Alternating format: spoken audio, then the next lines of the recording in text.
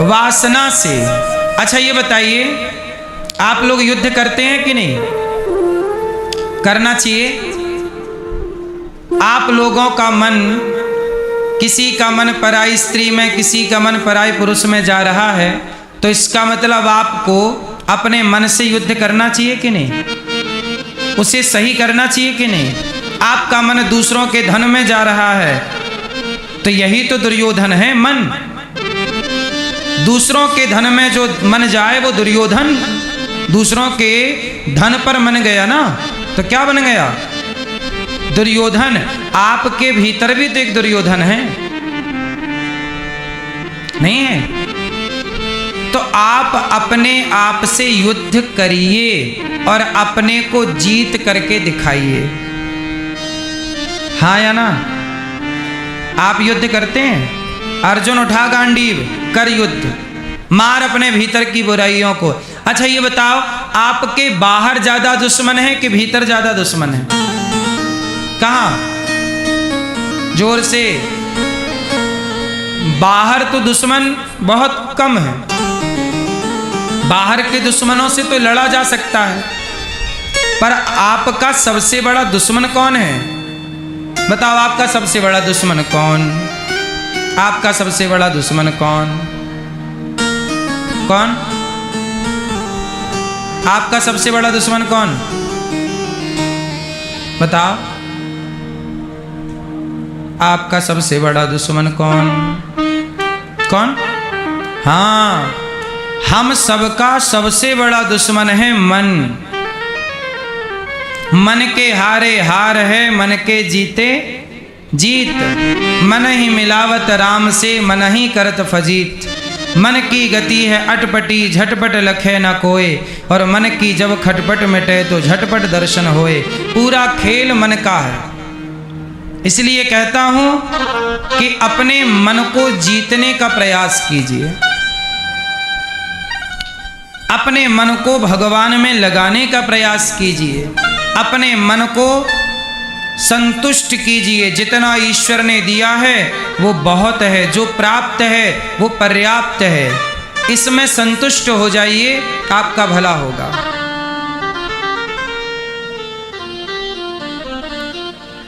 तो युद्ध जरूरी है खुद से, अपने मन को जीतना। तो भगवान ने पूतना जैसी अविद्या अज्ञान को मारा। आपके भीतर भी जो अज्ञान है, उस अज्ञान से लड़ो और उस अज्ञान को समाप्त करो। आज बताइए, समाज में अज्ञान ज्यादा है कि ज्ञान ज्यादा है? बोलो, समाज में ज्यादा क्या है? हैं? अज्ञान। हमारे देश में सबसे ज्यादा अज्ञान है। कैसा अज्ञान है? अब देखिए ना, हमारे देश में लोग गुटखा खाते हैं और कहीं भी थूक देते हैं। ये ज्ञान है या अज्ञान है? ज्ञान होता तो भारत माता को गंदा क्यों करते, कहीं भी क्यों थूकते? और ज्ञान होता तो गुटखा ही क्यों खाते? आप गुटखा खा रहे हैं, आपसे पूछा जाए कि आप गुटखा खा रहे हैं, बताइए आपका क्या फायदा है गुटखा खाने से, सिवाय नुकसान के? जब आपको पता है कि गुटखा खाने से नुकसान है, फिर भी आप खा रहे हैं, तो बताइए आप ज्ञानी हैं या अज्ञानी? आप अपनी मां का अपमान कर रहे हैं, ये ज्ञान है कि अज्ञान है? बोलो। आप किसी बहन बेटी को गलत नजर से देख रहे हैं, ये ज्ञान है कि अज्ञान है? आप सड़क पार करते हो, ना इस तरफ देखते हो ना इस तरफ देखते हो और चल पड़ते हो, और इसी चक्कर में आपका या आपके चक्कर में दूसरे का एक्सीडेंट हो जाता है, ये ज्ञान है या अज्ञान है? हमारे यहाँ गाड़ी चलाते हैं और ट्रैफिक लाल बत्ती जली है, लोग पार कर जाते हैं, रुकते नहीं हैं। उस चक्कर में किसी से एक्सीडेंट हो जाए और जान चली जाए, तो वो ज्ञान से जान गई कि अज्ञान से गई? बोलो। हमारे देश के बड़े बड़े अधिकारी जन पैसा लेके काम करते हैं, जबकि सरकार तनख्वाह दे रही है, फिर भी जनता से पैसा ले रहे हैं। ये अज्ञान है कि ज्ञान है? बोलो। अज्ञान है। हमारे देश में और हमारे आम जनता में ज्ञान कम है, अज्ञान ज्यादा। हर फील्ड में आप देख लो, हमारे यहाँ लोगों को चलने का ज्ञान नहीं है कि सड़क में कैसे चलें। कहीं बीच सड़क में चलते हैं लोग, ये नहीं कि किनारे से चले। सड़क पार करने के पहले यहाँ वहाँ देख लें, नहीं, पार कर लेंगे। गाड़ी वाला भले ब्रेक लगाए तो लगाए, नहीं तो वो भी जाए तुम भी जाओ। चारों तरफ अज्ञान का घेरा है। लोग जूता चप्पल चुरा रहे हैं, ज्ञानी हैं इसलिए चुरा रहे हैं कि अज्ञानी हैं इसलिए चुरा रहे हैं? बोलो, सच बताओ, इस संसार की कीमती वस्तु क्या है? इस संसार में सबसे कीमती क्या है? सोना, हीरा, मोती या ज्ञान? इस संसार में सबसे कीमती क्या है? बोलो, मैया बताओ। सोना कीमती है या ज्ञान कीमती है? बोलो। ज्ञान है तो सोने का ढेर लग सकता है, और ज्ञान नहीं है तो भागते रहो सोने के पीछे। सही है? चलो बताओ, पारस कौन है? पारस होता है ना, पारस। पारस एक मणि होती है, वो लोहे को छू दे तो लोहा क्या बन जाता है? जोर से। ये पारस मणि क्या है? आज है या नहीं? बोलो, जोर से, जोर से। है साहब, आज भी पारस मणि है, आज भी पारस मणि है। कौन है पारस मणि? अरे समाज में कुछ लोग ऐसे होते हैं जिनकी मेहनत से, जिनकी बुद्धि से लोहा भी सोने के भाव बिक जाता है। एक बात बताओ, मर्सिडीज गाड़ी है, BMW है, उसमें सोना लगा है कि लोहा लगा है? जोर से। लोहा, पर सोने के भाव बिक रहा है कि नहीं उसका लोहा? जगवार है, बड़ी बड़ी, और मैं नाम नहीं जानता। और क्या है बताओ जरा, दो चार हैं? अरे वो तो सस्ती है। सुनो, हाँ, डिफेंडर। अब सोचो, इन गाड़ियों में भी लोहा लगा है और मारुति की गाड़ी में भी लोहा लगा है। बोलो हाँ। और सबके लिए लोहा बना रहा है टाटा। वही टाटा का लोहा मर्सिडीज में लगा, वही टाटा का लोहा मारुति में लगा। पर देख रहे हैं? बोलो हाँ। तो वो व्यक्ति जो लोहे को भी सोने के भाव बेच रहा है, वो खुद पारस है या नहीं? व्यक्ति पारस है साहब। आपके समाज में जो अच्छे लोग हैं, जो समाज का उत्थान कर रहे हैं, वो व्यक्ति ही पारस है। आपका पति या आपका बेटा, आप लोग कितने गरीब थे, लेकिन आपने अपनी मेहनत से, उस गरीबी से निकलकर आपने अपने लिए सारी सुविधाएं इकट्ठी कर ली। कल तक आप किसी के घर में नौकरी करते थे, आज तुम्हारे घर में 100 लोग नौकरी कर रहे हैं, तो तुम ही तो पारस हो। आप पारस हैं या नहीं? इंसान ही पारस होता है साहब। कोई पारस नाम का कोई पत्थर वत्थर रहा होगा कभी किसी कालखंड में, हम खंडन नहीं करते उसका कि नहीं था, रहा होगा, है, उसका जिक्र तो रहा ही होगा। पर वर्तमान में एक अच्छा कर्मठ व्यक्ति जो कार्य कर रहा है देश के लिए, समाज के लिए, परिवार के लिए, गांव के लिए, अपने मोहल्ले के लिए, अपने क्षेत्र के लिए, राष्ट्र के लिए, बताओ वो क्या है? पारस है या नहीं? जिस व्यक्ति ने अपने परिवार की गरीबी दूर की हो,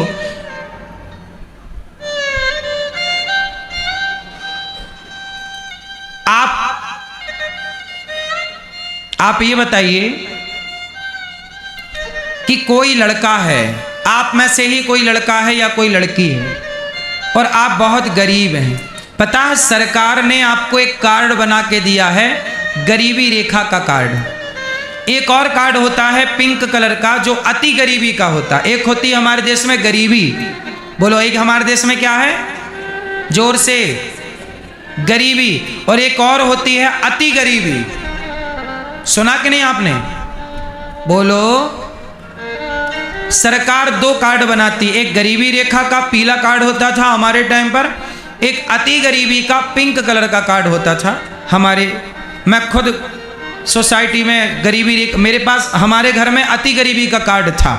जब मैं छोटा था तो गांव में सरकार की तरफ से ना मिट्टी का तेल बंटता था, बोलो हाँ। जब लाइट का जमाना नहीं था तो मिट्टी का तेल रात को वो जलाने के लिए दिया। आप समझते ना मिट्टी का तेल, कैरोसिन, पहले गांव गांव में मिलता था ना कैरोसिन, 5 किलो का वो पिकिया लेके जाते थे। सरकार शक्कर दिया करती थी सोसाइटी में, शक्कर लेने में जाया करता था, मिट्टी का तेल लेने, गेहूं मिलता था, चावल मिलता था, 2 रुपया किलो सस्ता। तो हमारा खुद का कार्ड था अति गरीबी का। हमारे गांव में गरीबी का कार्ड था बहुत लोगों का, पर हमारा अति गरीबी का कार्ड था, क्योंकि हम लोग भीख मांगा करते थे गांव में, बचपन में हम भीख मांगते थे, तो अति गरीबी का कार्ड था। लेकिन क्या हुआ, आप में से भी बहुत लोग कभी गरीबी में रहे होंगे, लेकिन आपने मेहनत की और आपने गरीबी से अपने को निकाला और आप श्रेष्ठ होने लग गए। अब आप रोजगार देने वाले बन गए, आपने दूसरों की गरीबियां मिटानी शुरू कर दी। आपकी मेहनत ने दूसरों की गरीबियां मिटानी शुरू कर दी। तो बताइए आप कौन है समाज के लिए, है या नहीं? इसलिए सरकार को उन लोगों का सम्मान करना चाहिए जो गरीबी से निकलकर समाज को रोजगार देने वाले बने हैं, उनका सम्मान करना चाहिए। इससे समाज को पॉजिटिव मोटिवेशन मिलेगा। पर सरकार इस फील्ड पे ध्यान नहीं दे पा रही है, जबकि देना चाहिए। हर उस व्यक्ति का सम्मान करना चाहिए जिसने 5 लोगों को, 10 लोगों को, 50 लोगों को रोजगार दे रखा। बोलो हाँ, सम्मान नहीं है ना, इसलिए लोग फिर करते नहीं। प्रोत्साहन मिलना चाहिए ना, प्रोत्साहन बड़ी चीज है। आदमी और करता है कि नहीं मैं और करूंगा। कंपटीशन होना चाहिए इस काम का कि तेरे यहाँ 100 लोग काम करते हैं, मैं ऐसा काम खड़ा करूंगा कि मेरे यहाँ 200 लोग काम करेंगे। तेरे यहाँ 200 काम करते हैं, मैं इससे क्या होगा, भारत की गरीबी दूर हो जाएगी। इस कंपटीशन से क्या होगा, भारत में बेरोजगारी समाप्त हो जाएगी। कंपटीशन होना जरूरी है, पर जहां होना चाहिए वहां कंपटीशन नहीं है। बोलो हाँ, क्यों जी, बात सही है कि गलत है? इसलिए भगवान श्री कृष्ण ने पूतना को मार दिया, क्योंकि पूतना का शरीर सुंदर था, मन सुंदर नहीं। इसलिए भगवान की दृष्टि कभी हम पर पड़ेगी तो हमारे शरीर पर नहीं पड़ेगी, हमारे मन पर पड़ेगी, हमारे विचारों पर पड़ेगी। परमात्मा कभी शरीर को नहीं देखते कि आपका शरीर गोरा है कि काला है। भगवान नजर रखते हैं आपके मन पर कि आपके विचार क्या चल रहे हैं, आप सोच क्या रहे हैं, आपके मन में भावनाएं कैसी हैं, पवित्र हैं कि अपवित्र हैं, अच्छी सोच है कि बुरी सोच है। आपके सोच पर काम होता है पूरा। खेल किसका है, विचारों का। कोई महान बनता है तो शरीर से महान नहीं बनता, कोई महान बनता है तो अपने विचारों से महान बनता है। स्वामी विवेकानंद जी शरीर से महान नहीं थे, स्वामी विवेकानंद जी अपने विचारों से महान थे। बोलो हाँ। तुलसीदास जी का शरीर कैसा था, मीराबाई का शरीर कैसा था, शिवाजी का शरीर कैसा था, कौन जानता है? लेकिन उनका मन कैसा था, उनके विचार कैसे थे, आज भी उनके विचार समाज फॉलो करती है। आज भी मीराबाई, तुलसीदास जी और शिवाजी और महाराणा प्रताप के विचारों पर लोग चलते हैं, क्योंकि हम मर जाएंगे पर हमारे विचार धरती पर सदा जीवित रहेंगे। इसी को कहते हैं अमरता, कि वो व्यक्ति अमर हो गया। हम सब मर जाएंगे पर हमारे विचार सदा सदा के लिए। भगवान कृष्ण की गीता क्या है? कृष्ण का विचार ही तो है, कृष्ण के थॉट ही तो हैं। भगवत गीता क्या है बताओ? भगवान कृष्ण के क्या है?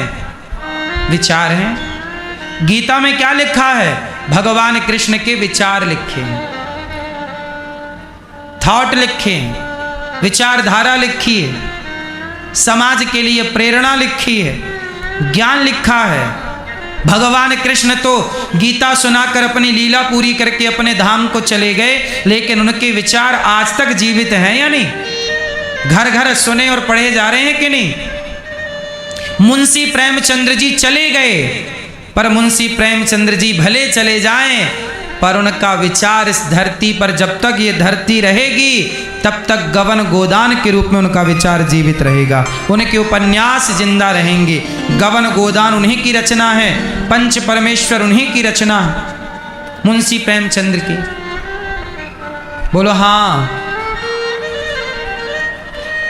कबीरदास जी चले गए, पर कबीरदास जी के विचार आज भी जिंदा हैं। बड़ा हुआ सो जैसे पेड़, कबीरा सब जग निर्धना, धनवंता नहीं कोय, धनवंता सोई जानिए, जेखे राम नाम धन होए।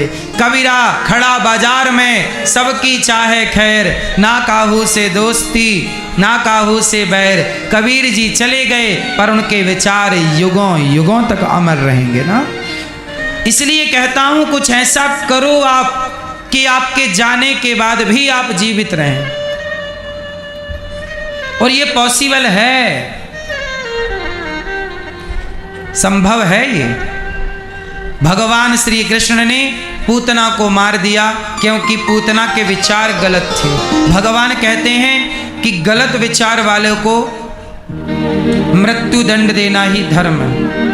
भगवान हर उस व्यक्ति को मार देते हैं जिसके विचार गलत होते हैं। एक बात बताओ, जब किसान खेत में बीज बोता है, चना बोता है, गेहूं बोता है, धान बोता है, फसल कोई भी बोता है, तो खेत में कचरा भी जमता है। बोलो हाँ, क्या जमता है साथ में? कचरा। तो किसान क्या करता है? उस कचरे की निंदाई करता है। निंदाई समझते हैं? उस कचरे को निकाल, यदि ना निकाले तो कचरा इतना हावी हो जाए कि फसल को समाप्त कर देगा, पेड़ को बढ़ने नहीं देगा, चने के पेड़ को नहीं बढ़ने देगा।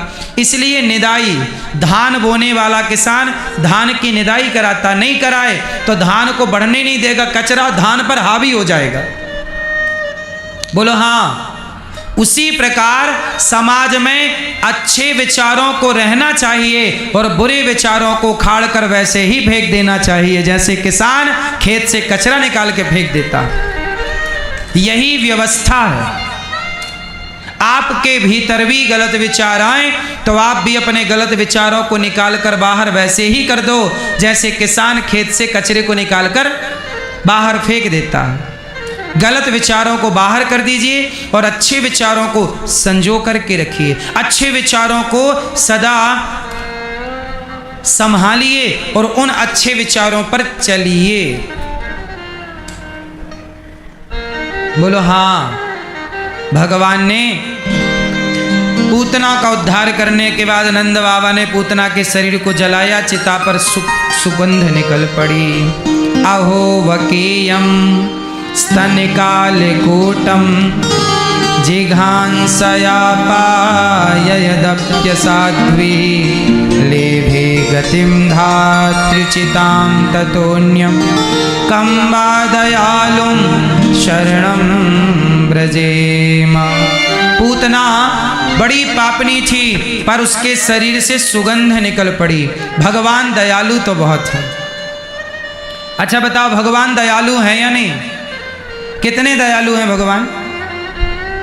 मैया मैया, जा रही हो मेरी माँ? जल्दी जाओ, टाटा। और जो बैठे हैं वो शांति से बैठे हैं, शांति से सुनो सुनो। भगवान दयालु हैं या नहीं हैं? कितने दयालु हैं? इतने दयालु हैं कि पूतना जहर पिलाने आई थी और जहर पिलाने वाली पूतना को भी नरक नहीं भेजा, उसकी दुर्गति नहीं की, उस जहर पिलाने वाली पूतना को भी तार दिया। ऐसे भगवान जो जहर पिलाने वाली को तारते हों, वो आरती उतारने वालों को कौन सी गति देते होंगे। इसलिए भगवान की आराधना करो भक्तों, भगवान से ही कल्याण है। इसके बाद क्या हुआ? भगवान थोड़ा बड़े हुए, नंद बाबा ने पूतना के शरीर को जलाया, भगवान करवट बदले, शकटासुर आया, शकटासुर को भगवान ने मारा। तृणावर्त आया, गोल गोल बवंडर के रूप में तृणावर्त को भगवान ने मारा। अब भगवान थोड़ा बड़े भये तो गर्गाचार्य जी आए और गर्गाचार्य जी ने भगवान कृष्ण का नामकरण संस्कार किया। गर्गः पुरोहितो राजन यदूनां सुमहातपा, व्रजं जगाम नन्दस्य वसुदेव प्रचोदितः।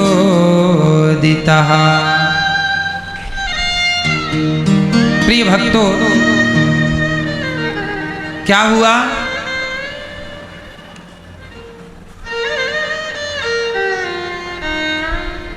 भगवान का नामकरण संस्कार गर्गाचार्य जी ने किया। क्या नाम रखा?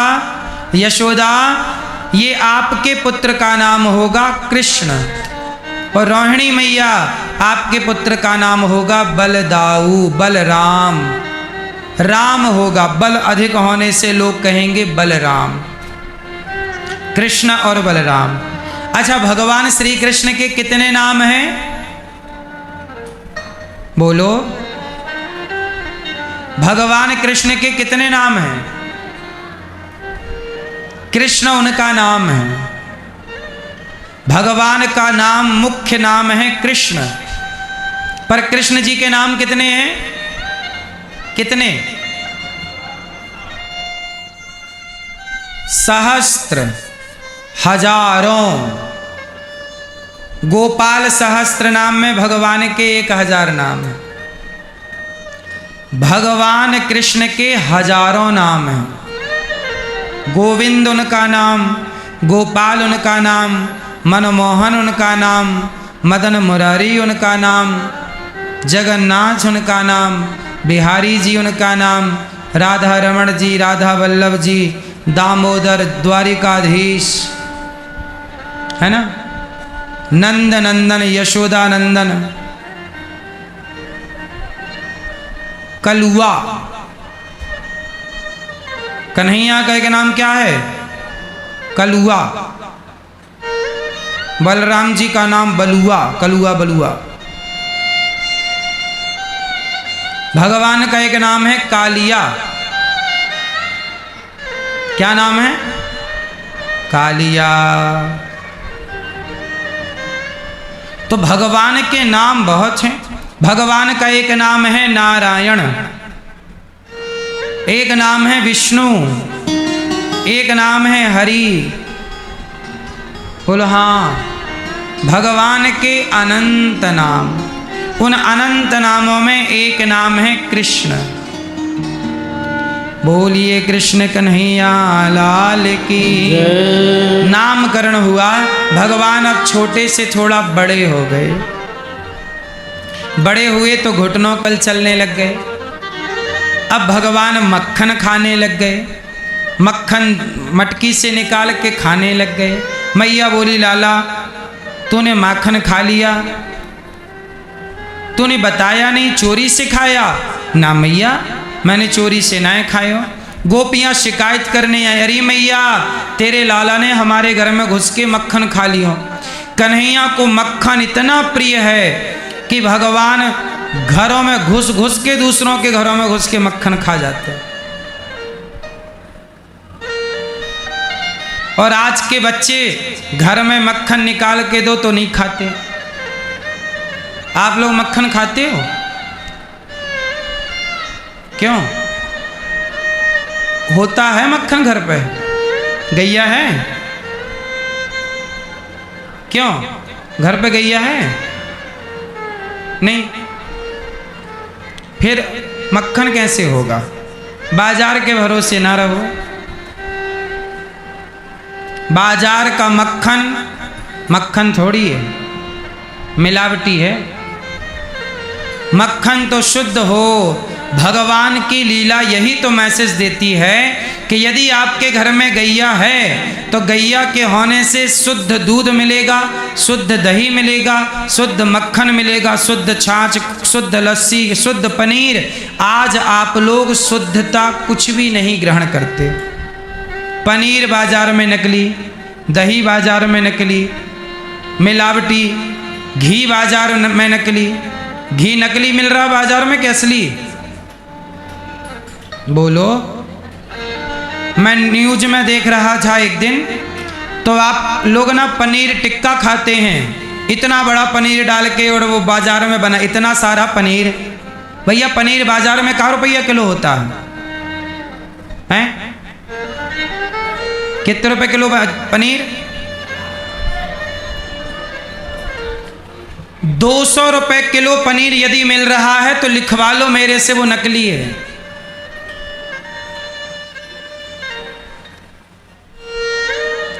बाजार में देखो, सोना यदि 1 लाख रुपए तोला है और आपको कोई 50,000 रुपए तोला दे रहा है, इसका मतलब कुछ गड़बड़ है।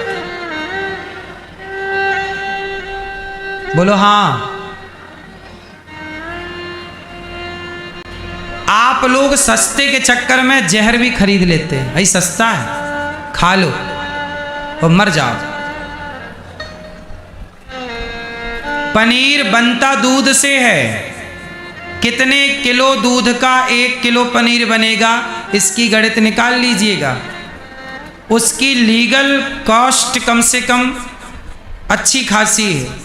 आपको बाजार में जो पनीर टिक्का मिलता है वो सस्ता पनीर, नकली पनीर है, मिलावटी, और आप खाते हैं। इसलिए आपको हर चौथे दिन महीने में 4 बार डॉक्टर के यहाँ हाजिरी लगानी पड़ती है। जी सर, आ गया।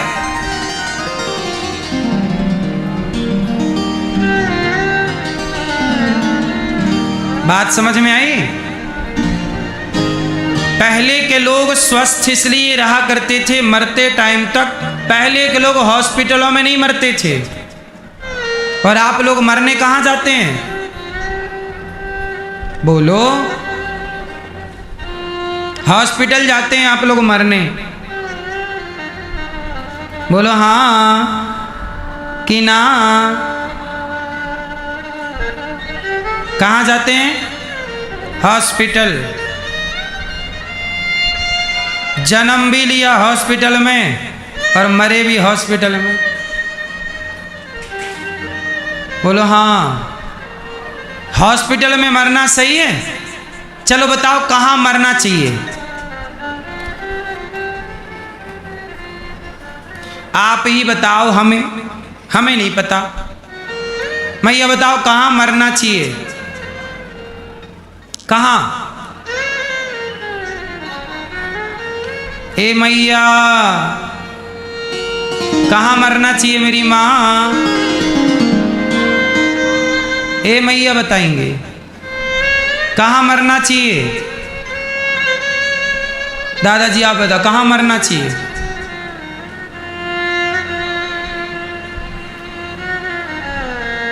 कैसे मरना चाहिए?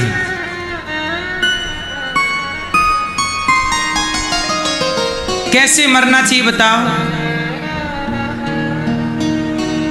सुनो, मृत्यु के भी विधान हैं। कैसे मरना चाहिए? ऐसे नहीं मर जाना चाहिए कि लो भैया हॉस्पिटल जाते जाते टैं हो गए या हॉस्पिटल में ही मर गए। ये मरना अच्छा नहीं है। उत्तम मरना क्या है? आप लोगों को ना जीना आया ना मरना आया। मरना भी एक कला है। कैसे मरें? अनशन करके मरना चाहिए। क्या करके मरना चाहिए? अनशन। क्या करके मरना चाहिए? अनशन करके। जैसे आपको अति वृद्धता आ गई, अब आपको लगे कि जी अब हमारा बचना संभव नहीं है, तो आप क्या करो, कुछ दिन पहले से ही धीरे धीरे खाना पीना कंट्रोल करके और पूरा मन सबसे खींच लो अपनी इंद्रियों को, बेटा बेटी सबसे चित्त को हटा दो और एक परमात्मा में ध्यान स्थापित कर दो। हर समय वाणी बोलती रहे श्रीमन्नारायण श्रीमन्नारायण। बच्चों को बोल दो कि यहाँ भैया कीर्तन बिठा दो, सब लोग कीर्तन करते रहें, कानों में भगवान का नाम सुनता रहे, वाणी कीर्तन श्रीमन्नारायण श्रीमन्नारायण। थोड़े दिन बाद भोजन त्याग दो, केवल जल पे आओ और जल भी गंगा जल। तुलसी का पत्ता ग्रहण करना सीख लो मरते समय, गंगा जल और कीर्तन सुनो, भगवत चिंतन करते करते धीरे से फिर पानी भी त्याग दो। ये अनशन है। पहले भोजन का त्याग करो, फिर जल का त्याग करो और धीरे से मन को परमात्मा में डुबा दो। और इस तरह के अनशन के द्वारा भगवान में लीन हो जाओ और भगवान का चिंतन करते करते प्राण जब त्यागोगे आपकी परम गति होगी, परम गति। और आप लोग तो बस मेरा बेटा मेरा बेटा बेटा बेटा करते टैं, मेरा पोता पोता पोता टैं। ये वही मरना, कुत्तों की मौत मर गए, ये तो कुत्तों की तरह मरना है। इतना बढ़िया जीवन दिया है विधाता ने, कम से कम इसे संभाल लो, कुत्तों की तरह तो ना मरो। उत्तम मरना भला कहाँ। अब आप लोग क्या करते हैं, आप लोग इतना अज्ञान में जीते और मरते हैं कि आप लोग जब मरने वाले होते हैं ना, आप रोते हैं, ए भैया बेटा को दिखाओ एक बार, बेटा लाओ, बेटा कहाँ, बेटा तुम आओ मरने वाला, ए पोता कहाँ भैया, मरने वाले पोता को दिखाओ। आप तो मर रहे हो और याद किसे कर रहे हो, बेटा पोता, बुलाओ बेटी को बुला दो एक बार, उसे और देख लें। सारी जिंदगी देखा फिर भी पेट नहीं भरा। अब मरते समय जिसमें मन लगना चाहिए, जिससे कल्याण होगा, वहां तुम्हारा मन जा नहीं रहा है। जिनके लिए सारी जिंदगी मरे, उन्हीं बेटा बेटी परिवार में मन लगाए लगाए मर गए। तुम्हारी दुर्गति ना होगी तो क्या होगी? तुमसे मरना भी तो नहीं आया। तुम कितने भी अब कुछ कर लो, इंड पिंड दान ठीक है, लेकिन जब जो कर्म किए हो वो तो अवश्य में भोक्तव्यम। एक समय बाद सुनिश्चित कर लो कि आपको परिवार से मन हटाकर, अब आप लोग मरते हो, आप मरे नहीं हैं कि लोग आके आपकी खोपड़ी में बैठ के रोने लग जाते हैं, अरे मरने लगे हाँ, बोलो हाँ। रिश्तेदार पहुंच जाते हैं, परिवार पहुंच जाता है, मरा नहीं है और चालू। और इतनी धक्का मुक्की करते, कई बार तो मरने वाले के ऊपर गिर जाते हैं, इतनी धक्का मुक्की करते हैं मरने वाले के पास। और लोग क्या कहते हैं मरने टाइम, हमें पहचानो, हमें। जो जाता है सब क्या बोलता है, हमें पहचानो, हमें। क्यों मैया, जब आप किसी के मरने में जाती हो तो क्या बोलती हो, हाथ हिला हिला के, भैया हमें पहचानो, हमें। लो तुम्हें क्या पहचान के करेगा, क्या उसकी अपनी दुर्गति कराएगा? तुम्हें पहचानने से मिलना क्या है? और ये बताओ सही बात है कि गलत है? दुनिया यही कहती ना, हमें पहचानो।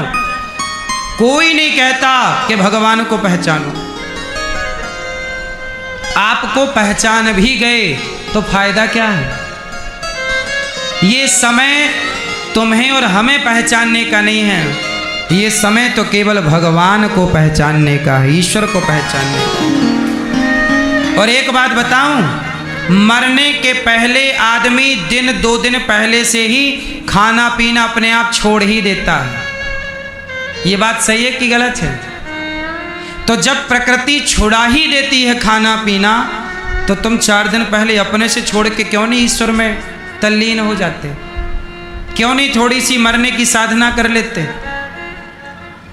इससे तुम्हारा 84 का चक्कर बच जाएगा, तुम्हारी परम गति होगी। और दुनिया की गोद में मरोगे तो फिर मरते ही रहोगे, बार बार जन्म लोगे, फिर मरोगे, फिर जन्म मरणम पुनरपि जननम पुनरपि मरणम पुनरपि जननी जठरे शयनम।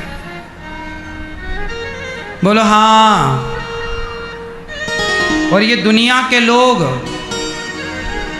आपके मरने के बाद क्या करेंगे? मैं ये बताओ, आपके मरने के बाद लोग क्या करेंगे?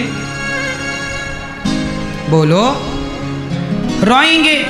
मैया गलत फहमी में हो, तुम्हारे मरने के बाद लोग चाय पिएंगे, पड़ोसन लाएगी बना के, बहन अदरक वाली लाई हूं जल्दी पी, नहीं ठंडी हो जाएगी। तो बहू चाय, बहू रोएगी, फिर पड़ोसन आएगी, बहन थोड़ा चाय पी, चाय थोड़ी आप चाय पिएंगे अदरक वाली, और आप मरी पड़ी होंगी। आपकी भी तो सास मरी थी, तब आपने भी तो चाय पी थी। बोलो हाँ कि नहीं? ऐसी आप मरोगी, आपकी बहू चाय पिएगी, और चाय पी के फिर क्या करेगी? फिर वही गाना। ये सत्य है, इसे आप मानो ना मानो। आप मर गए, इससे किसी का कुछ नहीं बिगड़ रहा है। लोग अपना चाय पीना भी नहीं छोड़ेंगे, अदरक वाली। पड़ोसी लोग बढ़िया धर्म निभाते हैं, क्यों? 10-20 घर से चाय बन बन के आती है, रोते रोते गला सूख गया होगा ना, पी लो। आप सोचती रही कि हमारे बाद क्या होगा, हमारे बाद सब रोएंगे।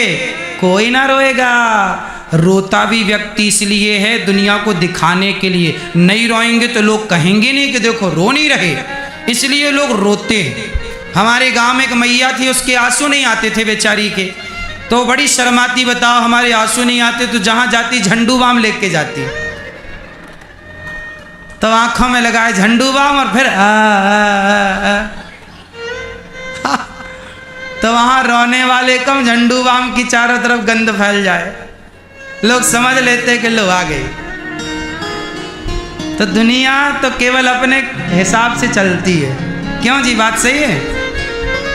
इसलिए भलाई आपकी है, मरना भला है दूर का, जहां ना अपना कोय, पशु पक्षी भोजन करें, कोट यज्ञ फल होए। ये बताओ, धृतराष्ट्र और गांधारी की मृत्यु कैसे हुई? उत्तर दो। पढ़ा है आप लोगों ने? धृतराष्ट्र गांधारी की मृत्यु कराई गई थी। कैसे? विदुर जी ले गए इनको हिमालय, और वहां पर इन लोगों से अनशन कराया। कहा कि अब भगवान का चिंतन करो, बहुत तुमने बेटा बेटी का मोह पाल लिया। ये धृतराष्ट्र के मोह के कारण ही महाभारत हुआ। पुत्र का मोह, वो कपड़े उतार रहा है भौजाई के, द्रौपदी के, और धृतराष्ट्र कुछ नहीं बोल रहे हैं अपने बेटे को। पुत्र का मोह, इसी मोह ने महाभारत कराया। तब विदुर जी ने डांटा कि तुमने सही निर्णय लिया होता तो ये नरसंहार बच जाता, जाओ अब भजन करो। तब दोनों धृतराष्ट्र गांधारी ने अन्न जल त्याग दिया, और केवल भगवान की आराधना करके दोनों ने अपना शरीर छोड़ा, अनशन किया। और आप लोग मरने के दिन तक खाते हो, ठूस ठूस के खाते हो। रोटी से मन नहीं हट रहा है तुम्हारा, सबसे मन को हटाओ। यहां तक कि परिवार का मोह क्या साहब, रोटी का भी मोह छूटना चाहिए, जल का मोह भी छूटना चाहिए। जब बहुत प्यास लगे तो थोड़ा जल पी लो, वरना अब ईश्वर की तपस्या कैसे होती है? बड़े बड़े साधक कैसी तपस्या खा खा के करते हैं क्या?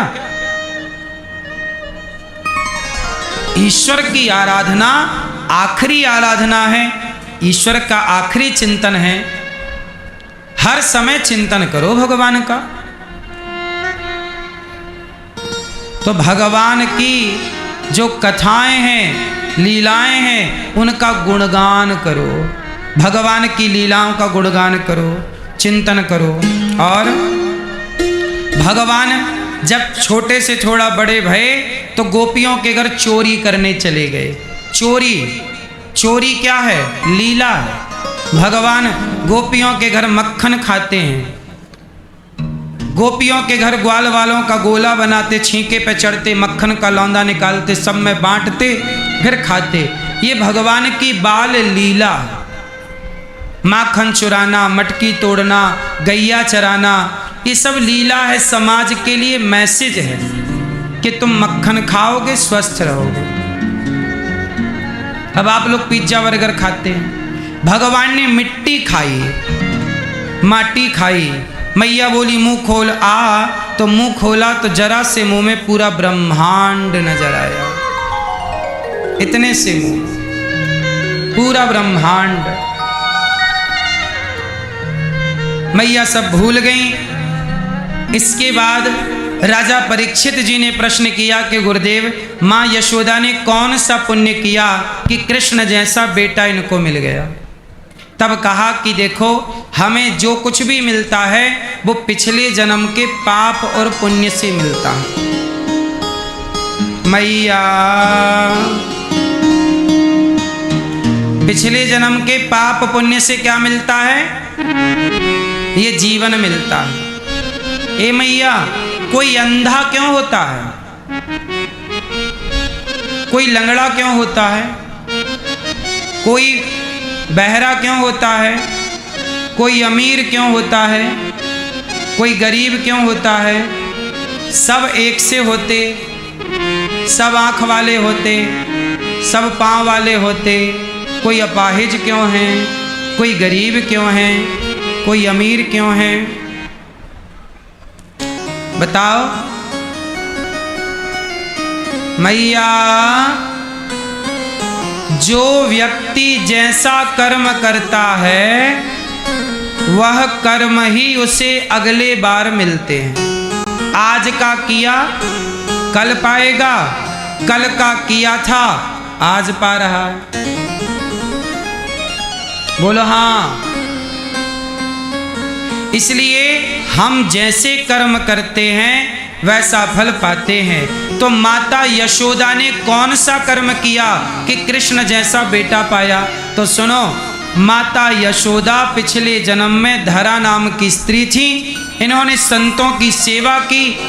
कोई भी संताता भोजन जरूर कराती, तो संतों की सेवा के बल पर इन्हें इस जन्म में कृष्ण जैसा पुत्र प्राप्त हुआ, केवल सेवा के बल पर।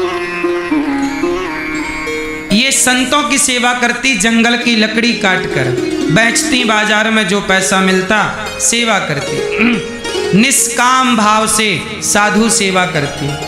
जो सेवा करता है ना भगवान, उसमें उसके लिए बिक जाते हैं। एक बार क्या हुआ, एक सेठ थे और एक सेठानी थी, पति पत्नी।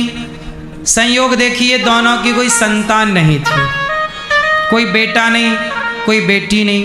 पर जो सेठ जी थे वो बहुत पुण्यात्मा थे। उन्होंने खूब सेवा की। कोई भी संत आए, गरीब आए, भूखा आए, तो सेठानी अपने हाथ से बना बना कर संतों की सेवा करती। जवानी थी सेठानी की तो खूब सेवा की। पर सेठानी का आ गया बुढ़ापा। बुढ़ापा तो सबका आएगा। तो सेठानी का बुढ़ापा आया। अब 10-20 साधु आते और सेठानी बूढ़ी, तो बुढ़ापे में थोड़ा भोजन बनाने में तकलीफ तो होती ही है। तो सेठ और सेठानी दोनों एक दिन बैठे, रोज पूजा करते दोनों पति पत्नी।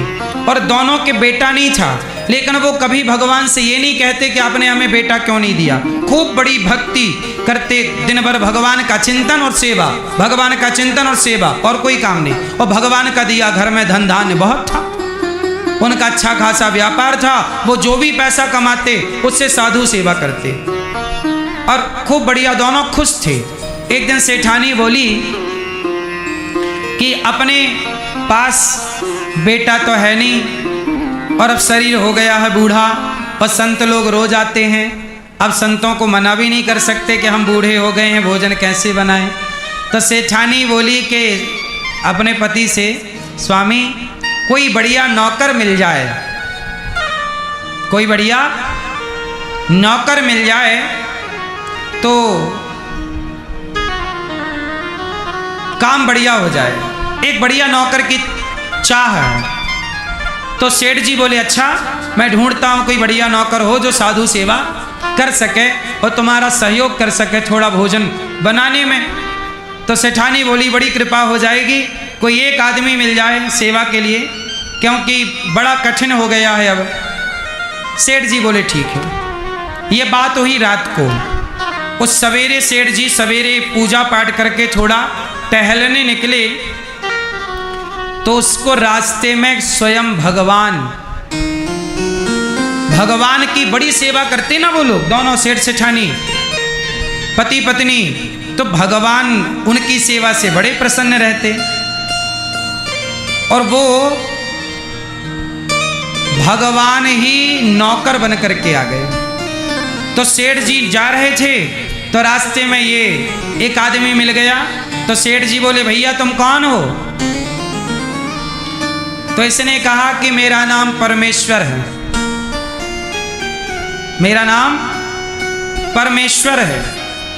तो सेठ जी बोले तुम क्या चाहते हो, कहाँ जा रहे हो? तो परमेश्वर बोला कि मैं काम की तलाश से जा रहा हूँ, कोई काम धाम मिल जाता तो बढ़िया होता। तो सेठ जी ने कहा अच्छा तुम्हारे घर पे कौन है?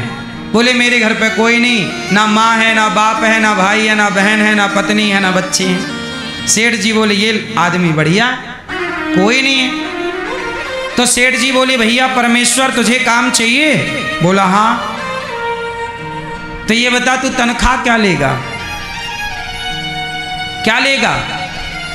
तो सेठ जी बोले क्या तनख्वाह लेगा? परमेश्वर बोले मैं तनख्वाह कुछ नहीं लूंगा, लेकिन मैं खाता बहुत हूं, 5 बार खाता हूं, और यदि मेरे खाने पे कोई रोका, जिस दिन कोई रोक टोक की उस दिन मैं भाग जाऊंगा। सेठ जी बोले भैया भगवान का दिया खूब है, तो जितना मन करे खाना, तुझे कोई नहीं रोकेगा। लो भैया सेठानी के मन मुताबिक नौकर मिल गए, और वो नौकर कोई और नहीं था, भगवान ही नौकर बन के आए। और सेठ सेठानी की सेवा करें भगवान, साधु संताएं तो उन्होंने बढ़िया बढ़िया परोसें। भोजन सेठानी ही बनाती। सेठानी बोली जब तक मेरे हाथ पांव चलेंगे मैं ही बनाऊंगी, पर तुम एक काम करना परोसना। तो संतों को परोसदारी वो करता और सेठानी बनाती। लेकिन संत लोग जितना खाते उतना अकेला परमेश्वर खा जाता। तो सेठानी को अब डबल बनाना पड़ रहा है। बाकी काम से तो सेठानी बच गई, पर भोजन और अब 5 किलो चावल बनाती थी तो अब 10 किलो बनाना पड़ रहा है। रोटी ज्यादा सेकनी पड़ रही है। 4 महीने बीत गए। एक दिन सेठानी पड़ोसन के पास बैठी थी तो पड़ोसन बोली कि बहन क्या हुआ, आजकल तुम बड़ी उदास नजर आती हो, परेशान हो। सेठानी बोली बहन सब तो ठीक है, हमारे घर में एक नौकर है परमेश्वर, बहुत अच्छा काम करता, वैसे तो बढ़िया है पर खाता बहुत है, इतना खाता है कि मैं बना बना परेशान हूं। लो भैया परमेश्वर की बात सेठानी ने पड़ोसन से की तो परमेश्वर अंतर्धान हो गए, भगवान चले गए। सेठ जी आए, सेठ जी ने देखा कि परमेश्वर नहीं, आवाज लगाई, ढूंढा परमेश्वर नहीं। तो सेठ जी को याद आया कि उसने बोला था कि मेरे खाने पीने में कोई रोक टोक करेगा तो मैं चला जाऊंगा। तो सेठानी से पूछा कि तुमने खाने में रोका क्या? बोले रोका तो नहीं, पर उसकी बात मैंने पड़ोसन से जरूर की कि बहुत खाता है। लो भैया सेठ सेठानी समझ गए कि हमारे घर पे भगवान ही थे सेवा के लिए, और आप बताओ। टोक दी तो चले गए। सेठ जी बोले अब जब तक परमेश्वर नहीं आएंगे हम भोजन नहीं करेंगे।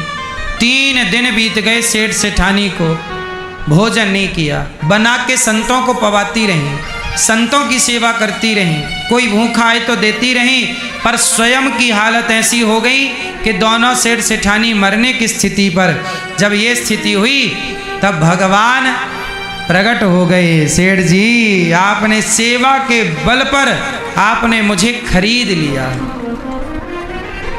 भगवान प्रकट हो गए और सेठ सेठानी सेवा के बल पर, केवल संतों को भोजन कराने के बल पर, द्वार पर आए अतिथि की सेवा के बल पर सेठ सेठानी को भगवान अपने निज धाम लेकर के चले गए। खुद भगवान आए उन्हें लेने। ये किसका चमत्कार है? केवल सेवा। आप जितना माला जपते हो, अच्छा है माला जपना, पर जितना माला जपते हो यदि इतना मन सच्चे मन से किसी के निष्काम भाव से, निष्कपट भाव से यदि आप ये मन सेवा में लगाएं तो माला जपने में जितना पुण्य है उससे कई गुना ज्यादा पुण्य सेवा करने में है। माला भी जपना चाहिए। हम ये नहीं कहते नाम जप ना करो, जपो, काम करते हुए नाम जप बना रहे, पर सेवा ईश्वर की सबसे श्रेष्ठ आराधना है। बात समझ में आई? ईश्वर की सबसे श्रेष्ठ आराधना क्या है? जोर से। सेवा सबसे श्रेष्ठ आराधना है ईश्वर की। इसलिए यशोदा मैया ने भी यही चुना, संतों की सेवा की और सेवा के लिए अपने स्तन भी काट कर दे दिए। कथा मैंने कई बार सुनाई। और माता धरा सेवा के बल पर कृष्ण जैसे पुत्र को पा लिया। इसलिए हम आपसे कहते हैं, ये दास अनिरुद्ध, हमने भी जीवन में केवल यही देखा है कि आप कुछ करो ना करो पर सेवा जरूर करो। सेवा को चुनो। आजकल बहुएं सेवा करें अपने सास की, ससुर की, अपने पति की। बेटा सेवा करे अपने माता की, पिता की। सेवा करने बाहर निकलने की जरूरत नहीं। घर के जो सदस्य हैं उन लोगों को ही भगवान मानकर उनकी सेवा करना, ये भी तो पुण्य है। बेटा अपने माता पिता को भगवान माने और माँ बाप को भगवान मानकर सेवा करे, क्या ये बेटे का पुण्य नहीं है? सेवा करने बाहर जाने की ठीक है, बाहर भी करो, पर घर में जितने लोग हैं उनकी भी सेवा करो। आप लोग सेवा कम करते हैं। आप लोग इस बात पर ज़्यादा गुस्सा होते हैं कि सास ने ये कह दिया, बहू ने ये कह दिया। आप लोग बोलते बहुत हैं। बोल बोल के अपने रिश्ते भी खराब कर लेते हैं, मन को भी खराब कर लेते हैं, घर की शांति भी भंग कर लेते हैं। बोल करें, ना बोला जाए, चुपचाप काम किया जाए, कितना बेहतर होगा। अब आप लोग यहाँ बैठे हैं, चुपचाप बैठे हैं तो कथा सुनाई पड़ रही है। आप बोलने लग जाएं सारे लोग तो कथा सुनाई पड़ेगी? व्यवस्था बनती है सुनने से, व्यवस्था बिगड़ती है बोलने से। संबंध भी बनते हैं सुनने से और संबंध भी बिगड़ते हैं बोलने से। बोलो हाँ। इसलिए बोला ना जाए, सेवा की जाए। माँ बाप की सेवा करो, पति की सेवा करो, अतिथि की सेवा करो। हम गृहस्थों का यही तो धर्म है। क्यों? बात सही है। इसलिए माता धरा को कृष्ण जैसा बेटा सेवा के बल पर मिला। यदि मुझे भी कुछ मिलेगा तो केवल सेवा के बल पर मिलेगा। आपको भी आज यदि भगवान ने अलग बनाया है, बहुत लोग बेचारे रोटी को तरस रहे हैं, 2 रोटी को, आपके घर में बढ़िया चकाचक है, इसका मतलब आप पर भगवान की विशेष कृपा है। और विशेष कृपा क्यों है? क्योंकि आपने पिछले किसी जन्म में कोई सेवा का काम किया होगा, किसी को भोजन खिलाया होगा, अन्न दान दिया होगा, तो आपके पास अन्नपूर्णा माँ की कृपा है। नहीं दिया होगा तो आपके पास अन्न नहीं है। इसलिए कहता हूँ, गौरी गोपाल आश्रम में हजारों संत भोजन करते हैं, आप भी अन्नदान करके पुण्य के भागीदार अवश्य बने। हजारों साधु संत यहाँ भोजन करते हैं, आप भी अन्नदान कर पुण्य के भागीदार बने। सेवा से आप भी अपने आप को अवश्य जोड़ें। ये सेवा हजारों साधु संतों की क्या है, ये पुण्य है। एक दिन क्या हुआ, मैया मथानी से मंथन कर रही। एकदा गृहदासीसु यशोदानंद गेहिनी कर्मांतर नियुक्तासु निर्ममंथ स्वयं दधी।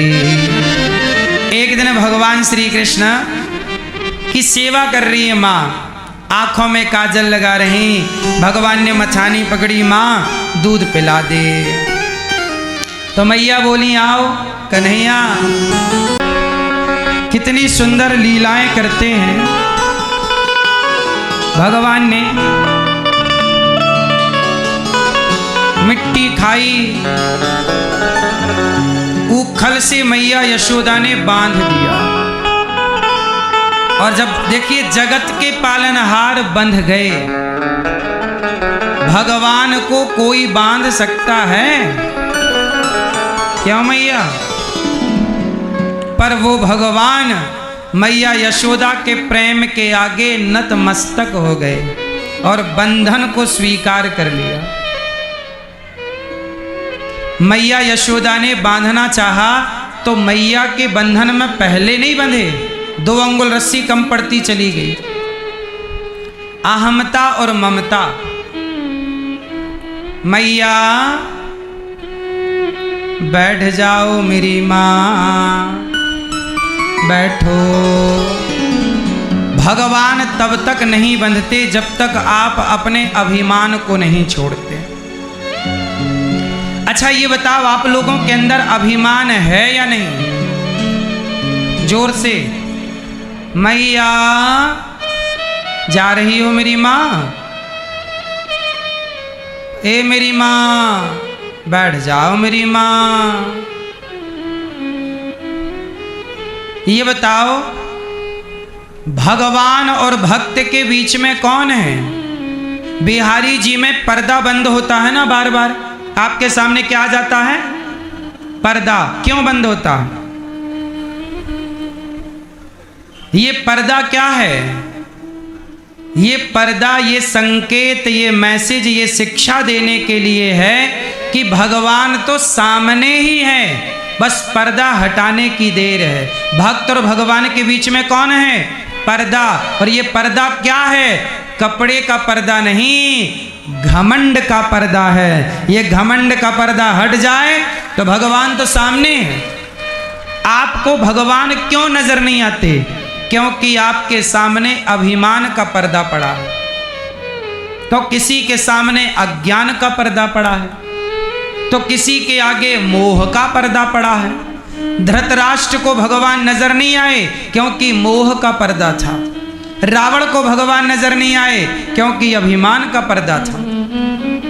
रावण अपना अभिमान छोड़ देता और धृतराष्ट्र अपना मोह छोड़ देता तो दोनों के सामने भगवान थे या नहीं?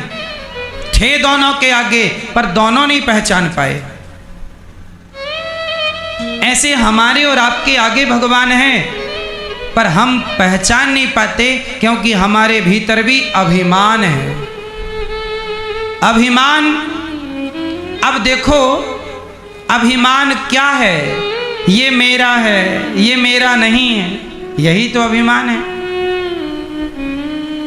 अभिमान त्याग दो मेरी माँ। सच बताओ, हमारा और आपका अभिमान एक दिन चिता पर आप और हम जल जाएंगे कि नहीं? बताओ, चिता पे कौन जलता है? बोलो बोलो। चिता पर आप ना जलोगे, आपका घमंड ही तो जलेगा। शमशान में कौन जलता है? लोगों का घमंड। कल तक जो बड़ी बड़ी गाड़ी, बड़े बड़े बंगलों का घमंड लिए घूमते थे, वो घंटे भर में जल के राख बन गए कि नहीं? बोलो हाँ। आज आप लोग सीधे मुंह बात नहीं करते, आप बड़े घमंड में रहते, मैं ये मैं वो। एक दिन तुम्हारी भी चिता जलेगी साहब। कितना भी घमंड कर लो, क्या बन जाओगे? राख। और वो राख तुम्हारी 50 रुपया के घड़े में समा जाएगी। लोग कहेंगे अस्थियां जा रही। जब कोई घमंड करे तुम्हारा दोस्त मित्र परिवार, तो एक घड़ा गिफ्ट देना उसको 50 रुपया का। बोलेगा क्या कर रहे हो, ये घड़ा क्यों दे रहे हो? बोलना भाई बड़े घमंड में रहते हो, ये घड़ा ले लो। आप कितनी भी बड़ी गाड़ी और बंगला में रह लो, लेकिन आखिरी में तो 50 रुपए के घड़े में ही समाना पड़ेगा सबको। अब कर लो घमंड, किसका करोगे? क्यों मैया? आप में से कितने लोग ऐसे हैं जो एक दिन 50 रुपया के घड़े में समा जाएंगे?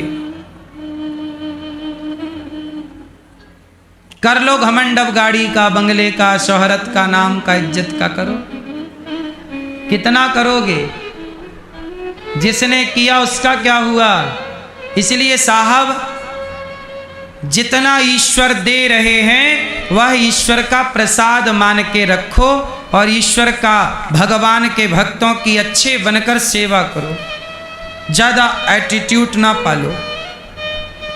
घमंड किसका चला कि तुम्हारा चलेगा? बोलो।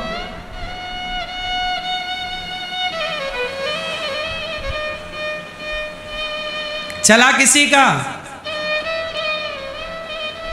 किसी का नहीं चला मेरी मां। घमंड किसी का नहीं चला।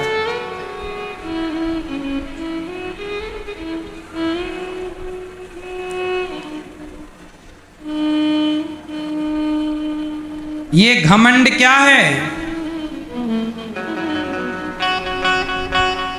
ये घमंड ही दगा है। आपको लगता है ये मेरा, पर ये नहीं है आपका। एक बात बताओ, आपके पास क्या है? घमंड किस चीज का है? किसका घमंड है? पैसे का? कितने दिन के लिए रहेगा पैसा? 3 चीजें तुम्हारे बाप की नहीं है, सुन लो। सत्ता, बोलो सत्ता, बोलो सत्ता। सत्ता, संपत्ति, सुंदरता, ये तीनों आपके बाप की नहीं। ये तीनों कुछ दिन के लिए हैं। सत्ता कुछ दिन की है, संपत्ति बोलो कुछ दिन की है, और सुंदरता कुछ दिन की है। बुढ़ापा आते ही तुम्हारी चमड़ी लटक जाएगी।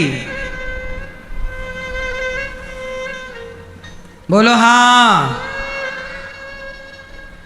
इसलिए ज्यादा सुंदरता का, सत्ता का, पैसे का दुरुपयोग ना करो साहब। आज है कल रहेगा, इसकी गारंटी है। आज है तो इंसान की तरह रहो, अच्छे बनो, समाज के काम आओ। आज है तो ये नहीं कि तुम समाज को परेशान करो, कल नहीं रहेगा तब तेरा क्या होगा रे कालिया।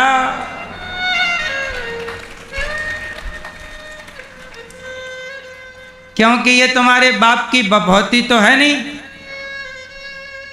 क्यों?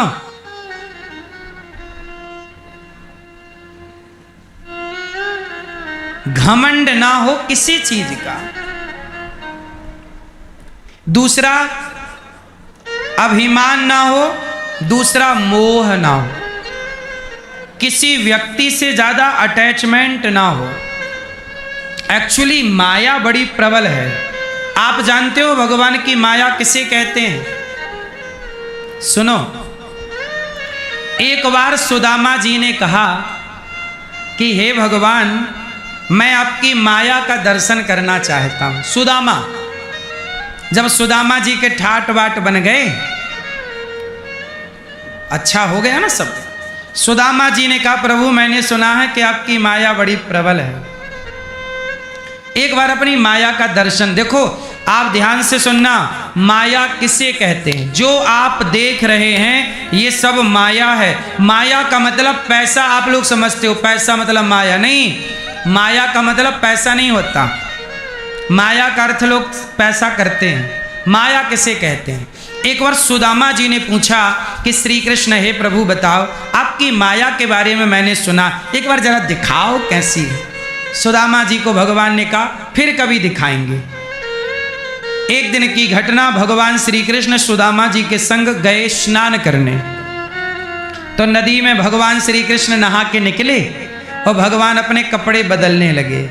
अब सुदामा जी नदी में गए और जैसे ही डुबकी लगाई तो भगवान ने माया का दर्शन कराया।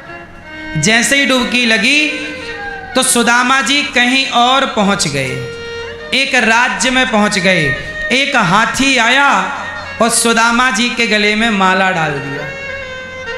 सुदामा जी बोले भैया ये माला, लोग आ गए, सुदामा जी की जय जय जय। लोग, सुदामा जी बोले भैया ये मेरे गले में माला हाथी ने क्यों डाली?